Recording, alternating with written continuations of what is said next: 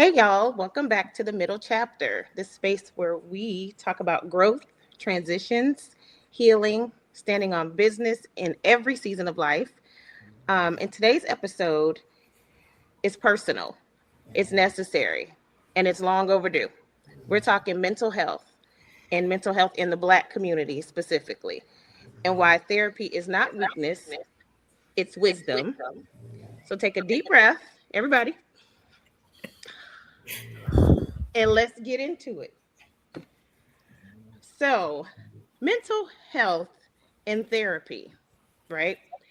That is like very taboo in our community for a lot of reasons and has been for a long time. I think that now those more people are getting comfortable with talking about mental health and therapy.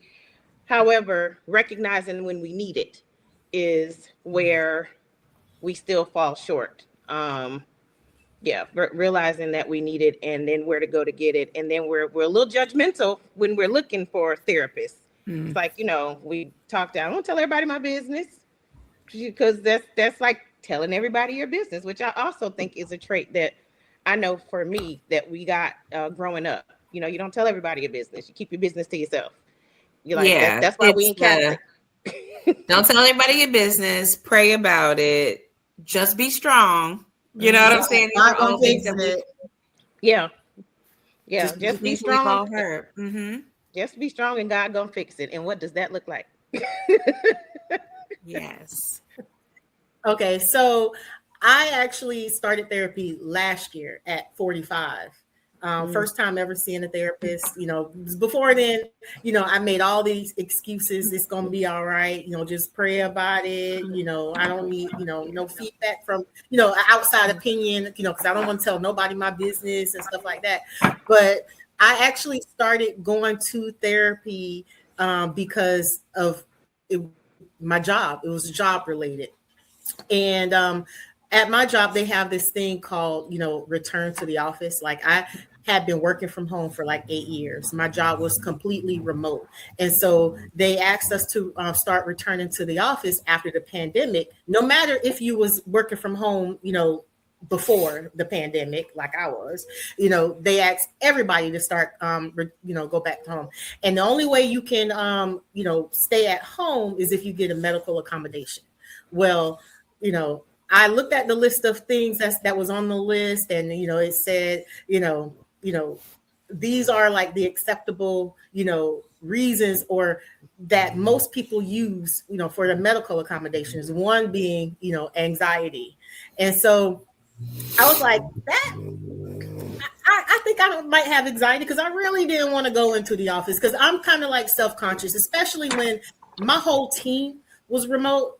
And so, and we all lived in different cities. So me going into the office, I'll be going into the office and I'll be around people that I don't know. And y'all know me. I don't like that. I get self-conscious when I walk into a room and I don't know people, and then I don't know where to sit because we not only have to go into the office, but we won't have our own like cubicles assigned to us. It's just an area because we it's not a full-time going into the office type thing. It was kind of like 3 days in the office and 2 days out. Everybody get the same, mixed, remote, type deal, going forward now. So they're not assigning us permanent spaces to sit. So it's kind of like I'll have to go into the office, not only find a new place to sit every single time I go, but sit next to somebody different that I don't know and I don't work with. So when I'm on a meeting that has nothing to do with theirs, they can hear what, all of my team stuff going on, and I can hear their team stuff going on. And this is just real distracting, right? Mm-hmm. So I tried to get a medical accommodation about anxiety, right? So while, they were evaluating my, my accommodation, they said, okay, you can work from home. And then while we get all this paperwork in, they asked me if I started seeing a therapist. And I was like, no.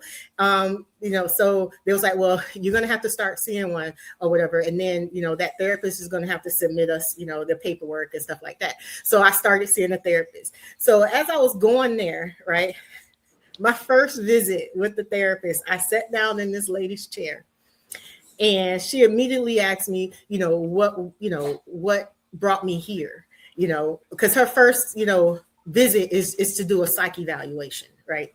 So she sat me down in her chair, and I started telling her every single thing around my job, and what brought me here to therapy. And then she asked more probing questions about, my family and personal life and stuff like that. And then all of a sudden, like, as I was telling her every single thing that, that I was dealing with, I just started crying, like boohoo crying, and how things that I had been experiencing, how it's affecting my marriage, how it's affecting my relationships with my, siblings and stuff like that. Because I was very short tempered back then as well. And I felt like I was generally a happy person and optimistic, but, I was kind of like, short tempered and stuff. Me and my husband, we was arguing a lot, and I was just crying that whole time, in her office, and like boo-hoo crying. And then, and so after I was finished, after the whole hour, because I literally sat and talked to this lady for like a whole hour, just telling her, all of my issues and stuff. After that, she was like, she was like, you know what? You definitely have some anxiety built in there, because I had also started having panic attacks too, but I think that was because I had started having I had a congestive heart failure just a couple months before. So, but that's a whole nother issue. But she was like, she was like, you not only have some anxiety, but I could see some depression. I'm sensing some depression in there too. And so I was like, depression. I was like, I didn't think it was that heavy or whatever. So, so she was like, yes. And she was like, after I started seeing her a couple more times, she was like, you know what? I think she's like, you don't need to like just work from home. I need to take you out of work for a couple months, And so she actually said I needed to take like a sabbatical from work, but but I told her, just 8 weeks or whatever. And because I just knew my job wasn't going to approve, any time longer than that, which they didn't even approve the 8 weeks that she wrote me out, but I still took them.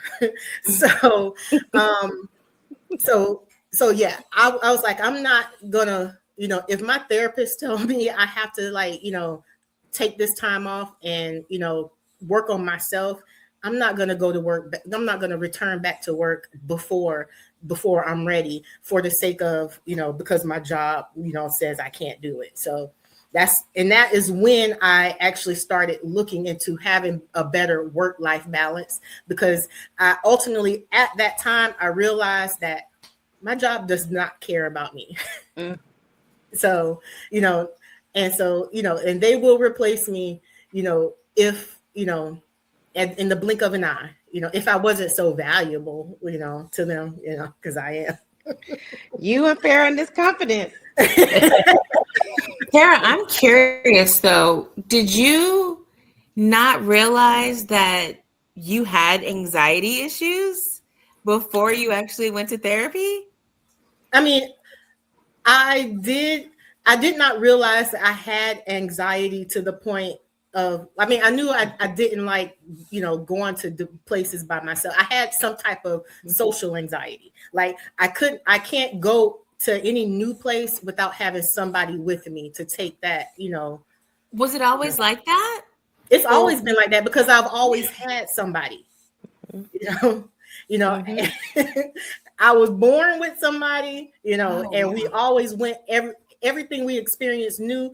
I always had somebody with me. And so I have never been able to get, out of that.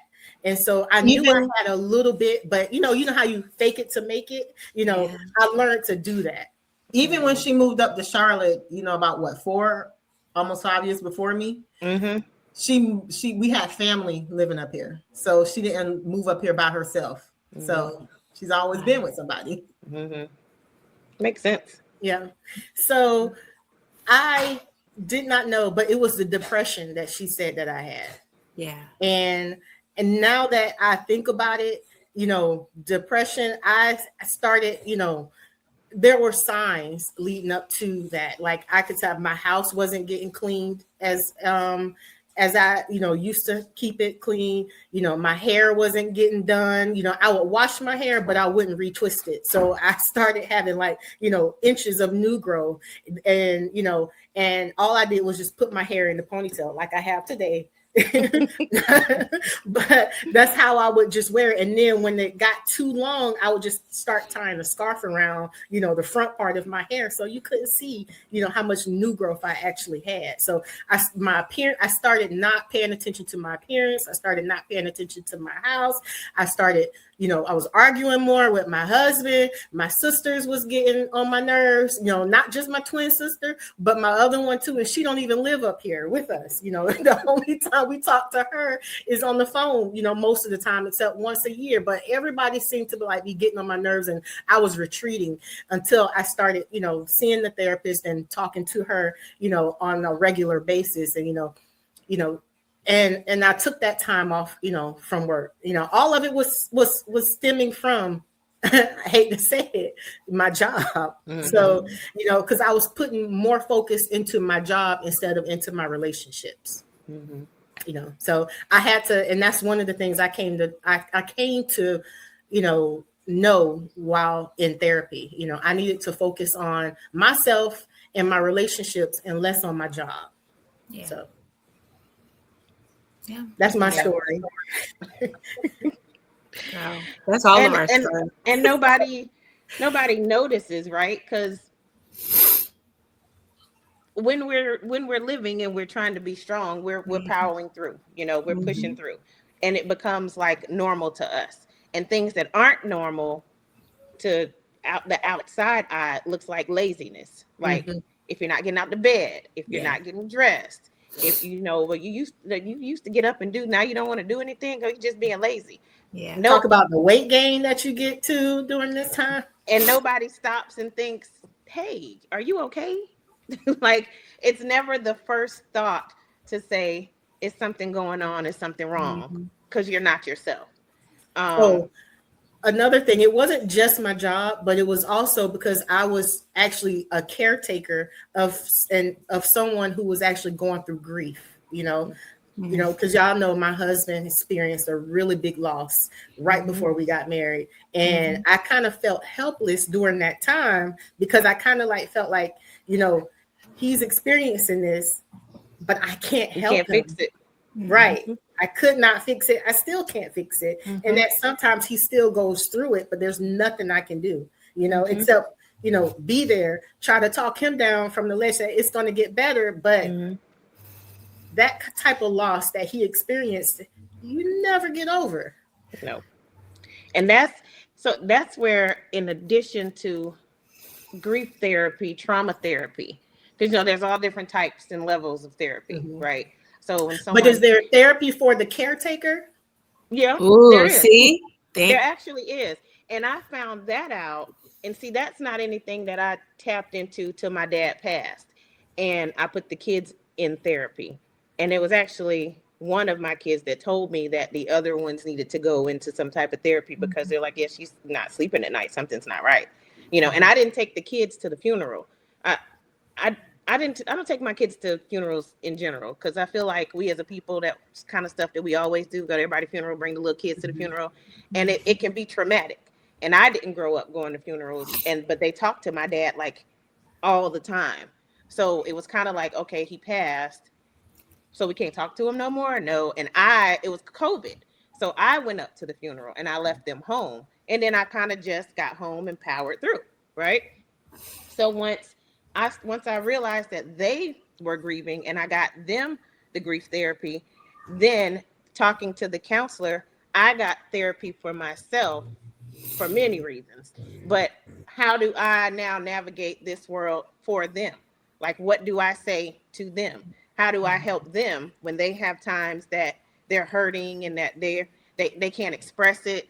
Because I'm hurting, I'm hurting too. So how can I help you through my hurt? And then how can I be there as a support system in a positive way. Sometimes it's just sitting, right? Sometimes it's just an activity. That's what we found, like making bracelets and stuff, just and not talking at all, just sitting in the silence doing something, gave them like a calmness and a peace. And while we're doing that, they would start to talk and not taking ownership of the fact that I can't heal them. That was the biggest part of that therapy for me, is that it's not my job to heal them. Everybody heals on their own. That's what the therapist said. She's like, you can't heal yourself. So how do you think that you can heal them?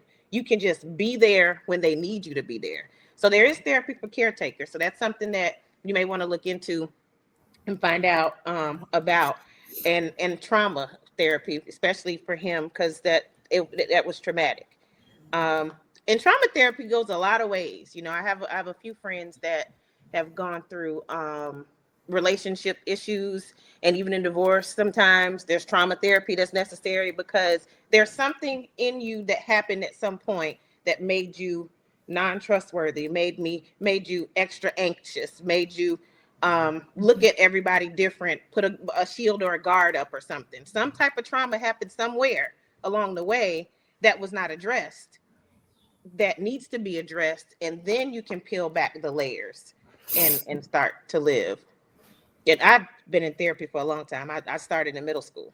I put myself in therapy in middle school, and that was because I had a parent that was, oh, he wasn't an alcoholic, he was a drunk, because he ain't go to no meetings, he was just a drunk. And he didn't, after they divorced, my dad didn't live with us, but we spent every summer and every holiday in Alabama. I mean, like the whole 2 months of the summer. So it was hard to watch. And then I'm young. I come back home. My mom would drive us from Virginia to Alabama to spend that time with my dad. And there were some times that we left and he didn't even know we left because he was passed out drunk. And it'd be days later when my mom would call. And as a preteen, I just didn't know what to do with what do you do with that? I and I'm acting out. To me, I'm acting out. My grades and stuff are fine. So nobody seems to pay attention to the fact that I'm just not okay. And then I recognize, hey, something is really wrong. Like I'm mad. In the middle school, I was a cusser. I would cuss you out 10 ways to Sunday for no, and for very little. And I'm like, something is not right. And I saw this flyer, Alateen, and it's for children of alcoholic parents. And I'm like, okay, I'm gonna go and see what this is about. And I learned so much at such a young age at that time, about him and what led him to be that way, and how it affected me, and how I can interact with him as opposed to just being angry every time I talk to him, trying to realize, well, why are you like that? And what can I do when I'm with you to help you, through that?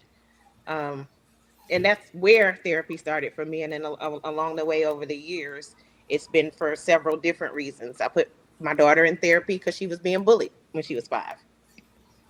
And she was drawing pictures and I'm like, well, that's a very interesting picture. Like, what are those people over there throwing things at this kid on this swing for? What is that? And she's like, oh, because that's what they do at school. That is, huh. And she was at a private Christian school. Honestly, Amy, that is extremely progressive of you, extremely loving of you at 5 years old to put your child in therapy, when our people would have been like, girl, you be all right. Like, you know what I'm saying? Like, and like, just ignore them and brush you off. And it helped. When I actually went to the therapist, she was like, are you sure that I was like, yes. I said, because she's not talking about it.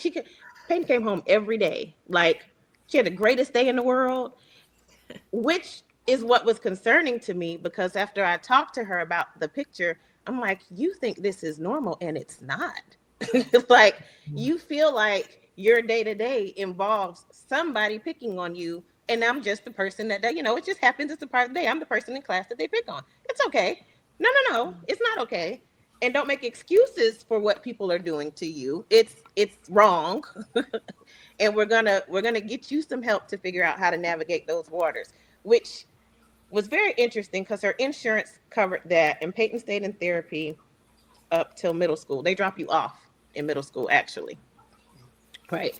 So it took an act of Congress for me to get therapy for her for middle school years, because as you grow, things change in your life, and transitions are hard. And I discovered for her in that time, she did have a hard time with transitions because of that.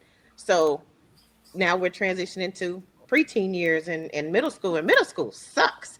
That's got to be like, that is the melting pot of confusion, and people trying to, little kids trying to figure out if they grown, who they are, what's happening. Like, that is such a funky time High in your school. High adolescent school was life. the worst. Oh, it's horrible. So I was like, there's no way she's going to middle school and not having a therapist. Like, are you crazy? But then even with that, because I did it in middle school. None of my friends knew I was going to therapy though. Like, we met during lunch in the back office or something, so people thought that I was going to go have lunch. They actually thought that I was, oh, she's going to have lunch with the principal. She ended up telling on everybody. No, I'm not. But I let them think that, because ain't none of your business where I'm going. So trying to make sure that when they pulled her for therapy, it wasn't like a big deal for people to say, oh, something wrong with her, because kids are cruel. So and that kind of continued, but that's where it started for me, and then carried again in life. And what's so crazy is, as aware as I am of mental health and the need for therapy, once my dad passed, I didn't know that I needed therapy until my kids' therapist told me. I did not know that I was depressed, sitting in the bed and not getting out the bed and not doing anything. And it was my sister-in-law that called me, and she's like, no, we're gonna go get massages, we're gonna go and get out the house. And I'm like, I don't want to. She's like, no, we're going to have a sister day. That's how she presented it. It's just going to be a sister day. We're going to go and do sister things for sister day. And I'm like, okay, well, I guess I like massages. I guess I'll go get a massage. It started with massages, and then from there we ended up going to brunch and then the wine room. And I kid you not, we're sitting in the vault of the wine room, and I'm boohoo crying in these people's establishment. And I'm like, what is wrong with me? We were laughing, having a good time. There was something triggered, and it all came out. And we sat in the back of, in that vault. I think there were other people in the room too, not very many, but I didn't care. It didn't matter. I had to get it out. And that was the time for me to get it out, because I was on autopilot. I got the call at work. I left work. And then I'm like, okay, I got to tell the kids. I got to tell my brother. I got to tell T. I got to tell my mom. My mom and my dad married when they were 16. So they grew up together. So now I have to go tell you that this happened. And I got to carry it for everybody. I think I drove, and I don't even know where. I think I ended up in Castleberry. So I'm just driving, because I'm just, my mind is just trying to figure out, okay, what do I do before I get home? And I stayed stuck in that spot until that day. And then when the therapist for Paris said, I want you to call me when I'm done with her.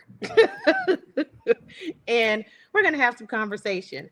And I'm like, how did I not see this? How did I not know? And how did nobody else that lives with me around me notice that I'm not okay? Everybody People don't check on their strong friends. They don't. Girl, I'm not okay, because you still getting up every day. You still moving. You still doing stuff. And even when I wasn't, was she just being lazy right now? She don't feel like you getting out of bed. Yeah. Oh my God. But as a people, that's where we are. That's who we are, unfortunately. And then we're Christians, right? Yeah. So you gotta go to church. You gotta pray, and you gotta go get prayer. And when you're done praying and getting prayer, then it's allegedly over, but it's not. I think the two go hand Well, in hand. it's not over. It's just that you're just not supposed to worry about it anymore. You're not supposed to worry about it. Because God is going to take care of it. That's right. what we're told. Yes, which is true.